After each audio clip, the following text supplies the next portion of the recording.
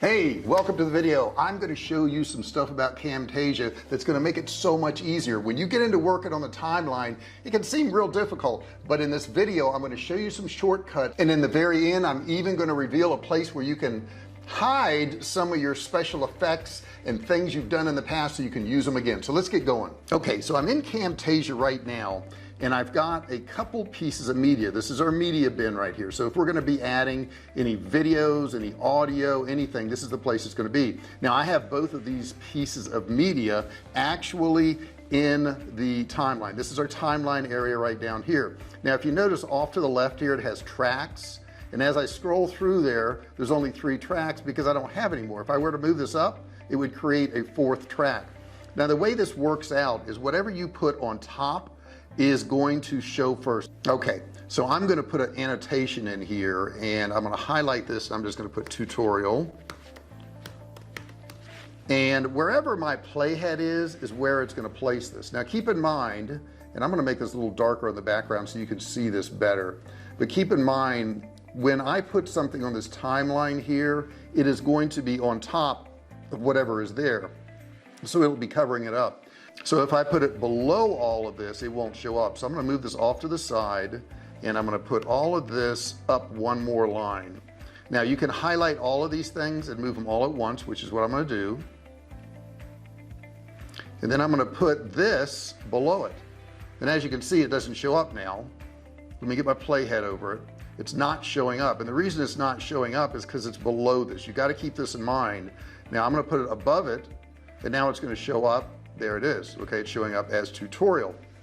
Let's say this here is going to play from this spot to this spot and then disappear. But let's say I wanted it to encompass all of this. I would just click the edge and drag it down, and now it's covering all of this area right here.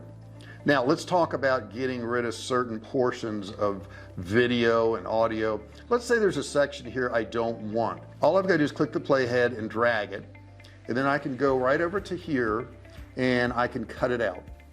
So I've just cut out that area there. Now let's say I made a mistake. What you want to do is you want to go up here to edit, you want to do undo ripple delete range, and it's going to put that right back there. Now to get rid of this thing here, just double click the playhead and away it goes. A couple other things you want to realize here.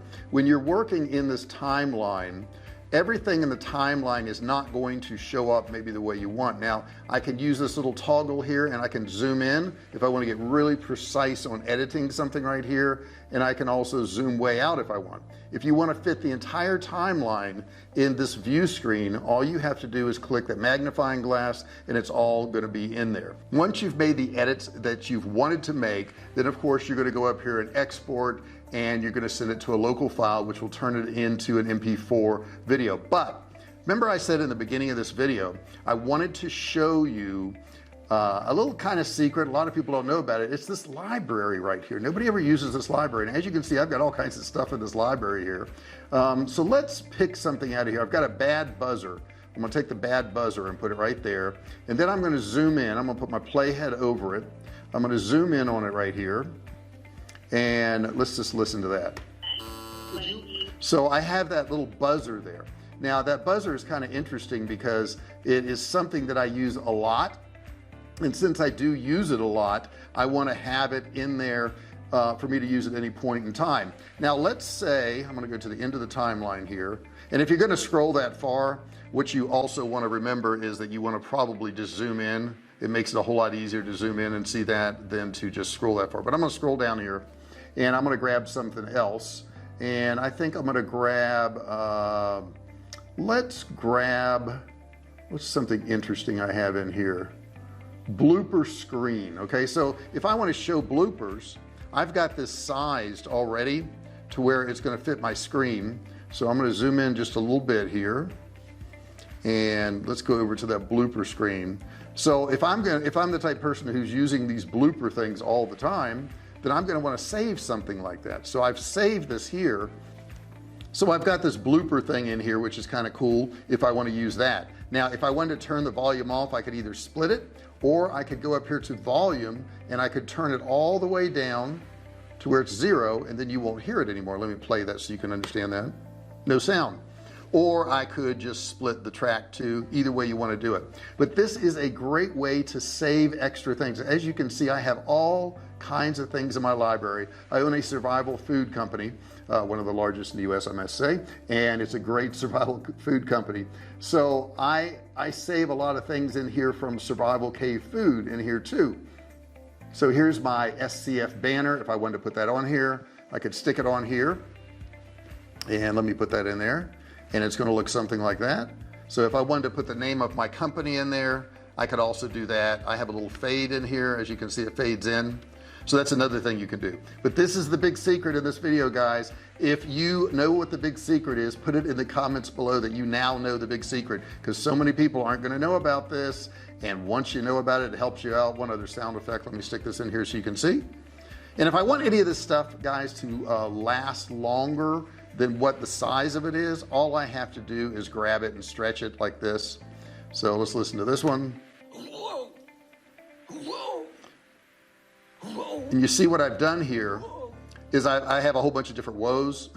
That way I can use them any way I want, cut out the ones I don't want. I could say, okay, I like this one right here.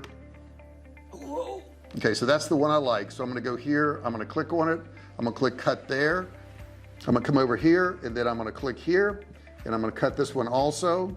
That way I can get rid of this one, and I can hit control and hit that one, hit delete, and now I only have one of them, even though I have a variety of all these things. So you can see why this library is very useful, because you can save this stuff in here and it'll save you a lot of time.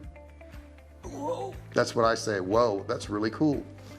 Hey, I hope you enjoyed this video. If you have any questions about Camtasia, please put it below. If there's a part of Camtasia that you want to learn about, please put that in the comments below too. If you have any questions, feel free to ask them. Don't forget to subscribe and like this video. And if you want to learn a whole lot more about Camtasia, check out this video right here. It'll really open your eyes.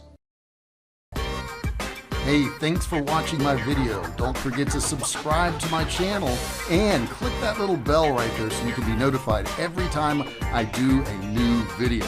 Also, click on one of those videos there. Keep watching on my channel.